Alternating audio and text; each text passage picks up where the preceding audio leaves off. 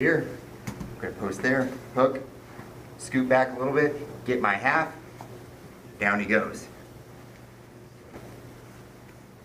We're going to talk about controlling a guy with rides and from a top position. So and I'm going to have him demo on you in a second. I'm going to direct you down. So look, you got a guy like this, and everybody knows who's good at grappling, whether it's Judo, Sambo, submission grappling, whatever. He knows if I get my hooks in with my legs, he's in trouble, a lot of trouble, okay? So a lot of guys are really good about, you know, shrimping up or curling up, and you know, you can't get it in. You can't get a hook in. Well, you can get a hook in. So if you can't use your feet, use your hands, okay? Control with your hands. You know, that's where wrist rides are really good, knowing how to control, manipulate his wrist and control him. Then you can open him up and get a hook in with your feet. But you know, and if you can't if you can't get your feet in, you can still flatten them out, beat the heck out of him with a wrist ride, and set him up for an arm lock or a choke or whatever. So let's look at this. So he's very good. You know, I've tried to hook it in there. He's just not doing it. He's peeling everything off. Okay, fine. Well, at this point, I'm going to keep my ride position. Okay, I'm going to keep control here. But now, when I'm doing this, I'm going to start fishing in with my hands. Okay, I'm going to swim in here, and I'm going to catch a wrist. It's usually a lot easier to catch a wrist.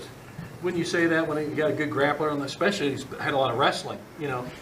So you can't catch a wrist and there you go. You got your ride. You got a wrist ride. Okay.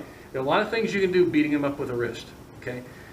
One thing, I'm going to turn him in a second. I'm going to have Derek do this with Vlad. And what we're going to do, I'm going to take this wrist, and I'm not even going to have my hooks in at this point. See how I'm controlling? Guys, remember, I'm with my knees. I'm squeezing in. I'm trapping him with my knees in the ride.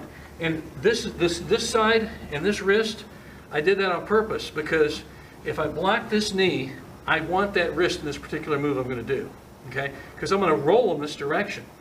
I'm going to roll him over, get him into a seated rodeo ride, then I can get my legs in and start beating him up. Okay? Now, if you're strong enough, you make just one hand is all you need on the wrist. Kind of lift it. Can everybody see that, the wrist, just to tie it? But a lot of times, you may have to come in and catch a double 2-on-1 wrist. So it's like this. See that 2-on-1 here? And trap it. Okay. Now you have your options. Now I can do this and I can roll them that way. I've found through the years that when I do my near wrist catch here, that's kind of my anchor. The other one I'll come up and trap upside, so that, like this, kind of like a baseball bat. Okay. And by doing that, I can pull them better. And when I pull them over. So what I want to do, I want to roll him over that direction, so he'll do a lot better than me because I don't roll so good anymore. But I'm going to roll him over, and as I do that, I chop in with my knee on his knee, and I'm just going to roll him over onto the buttocks. Wham! There we go. And I've tied him up, and I can start getting my hooks in, and I can start going. Start working a move. I'll have him do that. Let's do that. So watch here. He's got the ride going. He can't get his feet in. He can't get those hooks in. The guy's just not buying it, okay? All right, so you're going to, okay. So he's going to sink the near wrist. Now see, that's the same side he's got it blocked there. Now he's going to roll over in that direction. As he rolls over, okay, Sandy might want to come on back around here. Now we got a nice seated rodeo ride. And now he can get his hooks in real good. And now I can start working the move. That's what I ultimately want. I want to get where I can control him. I want to get him in a ride with my feet. My feet are a lot stronger than his arms. But I've got to get him there first. So in this case, I don't get my hooks in with my legs. I get my hooks in with my hands. There we go. Now I can start working them over. That really does work. That near wrist ride works. Now again, you double up like this, or sometimes just get one hand. That's really fine. Or palm up, palm down. And it helps lift them. It helps lift them. That's just a real simple move, but good grappling, good newaza, good ground fighting, and good standing, anything. It's simplicity done to the extreme, done with good skill. And that's what it is, just work skill. I'd say get good at right side, left side at this. Everybody will have a preference, but let's try to get ambidextrous, okay? We'll work on that a bit. We got another. Once you break him down, you've turned him, you've got him on his back, go ahead and do your thing. You got him here. Okay, Sandy, come on over here so you can catch this. Now, look, Derek's winning. He's in back, he's got time, he's got Vlad's back. He's not going anywhere because he's keeping him there. Look at this double wrist. He's tied him up real quick. Look, see that? See that? Go ahead, good tie up there. Trap against the arm. Everything's there. Derek has time now to work, so don't get in a hurry. You know, like the old coach used to say, take your time, but do it in a hurry. Well, in other words, be efficient in your movements from here, okay? Derek knows he's winning. He's got hooks in. Everything's there. Now he can start working what he wants. Now, if he wants to choke, fine. If he wants to like shift him over into a pin situation, fine. Let's say he wants to go for the juji. You know, all roads lead to juji, right? So we like to think that anyway. So now he's going to start working. So he's going to very methodically, he's tied him up. Now he's going to very methodically start working him toward that Juji Gatame. So he's just going to start your move. However you want to set him up.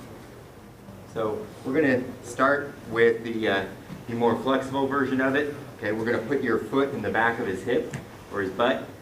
This is the way that Steve showed me how to do it first, so we're going to start there. The guy's reason he's doing it, everybody look at this.